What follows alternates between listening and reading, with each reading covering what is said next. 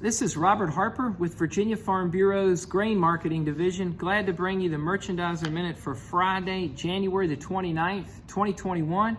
At the end of another exciting week of futures trade in Chicago and basis activity here in Virginia, at the end of another month, it was a pleasure to meet with some of you virtually this week at the Virginia Grain Producers and Soybean Producers Association.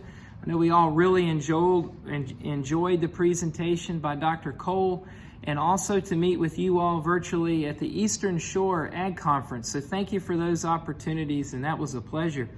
What an exciting week again in the futures trade. It was all about demand this week. We saw amazing reports from USDA, flash sales announcement reporting system each morning, amazing purchases of corn especially, as well as soybeans.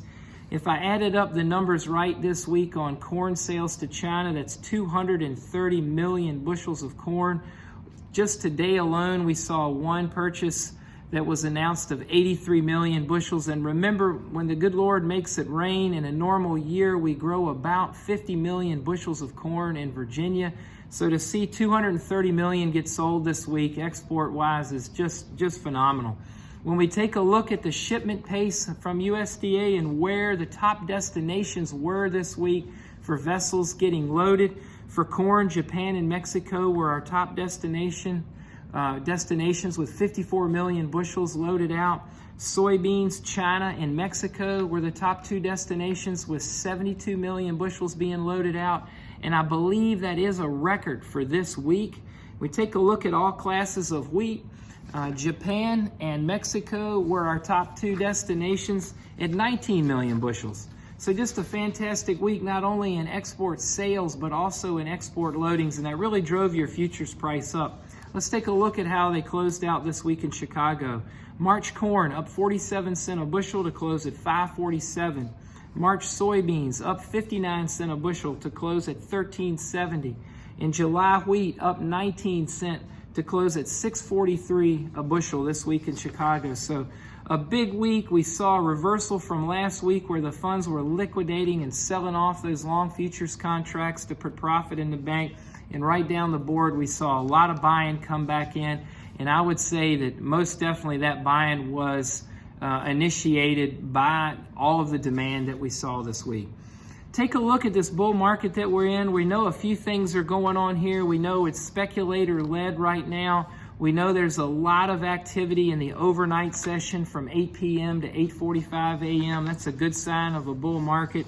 And we also know we see these inversions in the futures board, the upside-down trade where the nearby contracts are worth more money than the outgoing contracts. So one thing to keep in your mind this week, May corn to December corn, the spread went over $1, inverted $1, and we haven't seen that since 2013.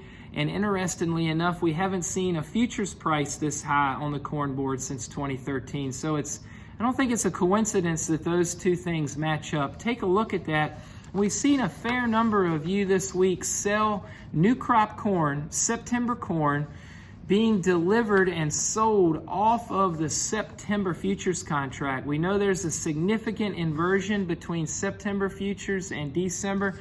So if you'd like to talk about marketing some new crop corn for September delivery, selling it off of the September futures contract, please give Josie or I a call next week.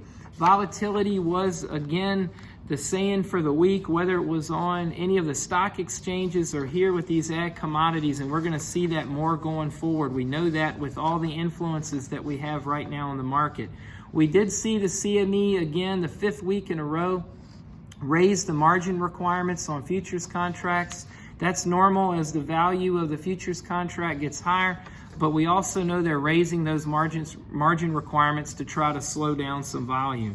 We got numbers out of Brazil this week as the harvest is just getting started in the north part of that country. I've seen a few different numbers this week on percent harvested, but no data that I've seen has shown any more than 3% of that crop harvested.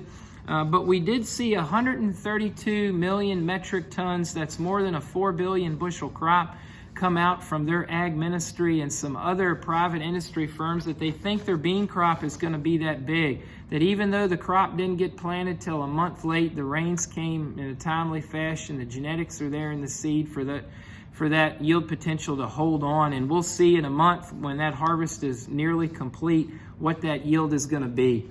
We did see Russia this week make a formal announcement, their ag ministry, that they will increase the export tax on wheat from March 1 through the end of June of this year, and that does make U.S. wheat more competitive on the world market, and that was definitely part of that 19-cent uptick we saw in wheat futures this week. Keep your eye on that.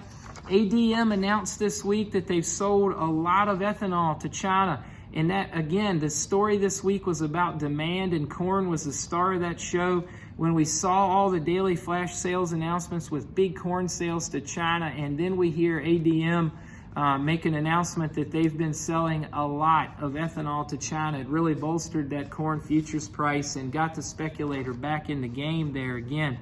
So next week, we're going to be looking for South America and Brazil specifically harvest progress. We're going to be watching every morning the USDA flash sales system. There were rumors around the trade today that the Chinese were nosing around with the cash traders, and there's an expectation going home today we'll see more flash sales announcement next week. We know February the 9th is our next crop report from the USDA, new month next week. And one thing I'd like to mention in closing, remember you should have received, many of you, an email from Farm Bureau as well as your local extension agents and your soil and water district staff. You have until March the 12th to help fill out a voluntary survey on agricultural best management practices. These groups, the soil and water conservation districts as well as extension, are trying to get a handle on the good work that you all are doing in the countryside so that they can properly promote this work to our government officials. So take a look at that survey, get it filled out. We appreciate everything that each of you do for Virginia agriculture. Give us a call next week if we can help you. This is Robert at Virginia Farm Bureau's Grain Division.